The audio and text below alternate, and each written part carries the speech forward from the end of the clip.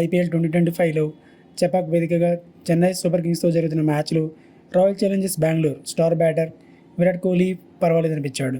ఈ మ్యాచ్లో కోహ్లీ 30 బంతులు ఎదుర్కొని 2 4లు 1 సిక్సర్ సాయంతో 31 పరుగులు చేశాడు. తద్వారా కింగ్ కోహ్లీ ఓ అరుదైన రికార్డును తన పేరిట లిఖించుకున్నాడు.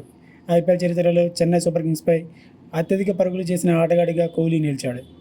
కోహ్లీ ఇప్పటివరకు సిఎస్కేపై 34 మ్యాచ్ల్లో 1068 పరుగులు చేశాడు. ఇంతకుముందు ఈ రికార్డు టీమిండియా మాజీ కెప్టెన్ శిఖర్ ధావన్ పేరిట ఉండేది. ధావన్ చెన్నైపై 29 మ్యాచ్ల్లో 44.04 సగటుతో మొత్తం 1057 పరుగులు చేశాడు. అందులో ఓ సెంచరీతో పాటు 8 అర్ధ సెంచరీలు ఉన్నాయి. తాజా మ్యాచ్లో 3 పరుగుల వ్యక్తిగత స్కోరు వద్ద ధావన్ రికార్డును కోహ్లీ బ్రేక్ చేశాడు. ఈ అరుదైన ఫీట్ సాధించిన జాబితాలో కోహ్లీ, ధావన్ తర్వాతి స్థానాల్లో వరుసగా Rohit Sharma 896, David Warner 696, Kiran Pollard 583 ఉన్నారు.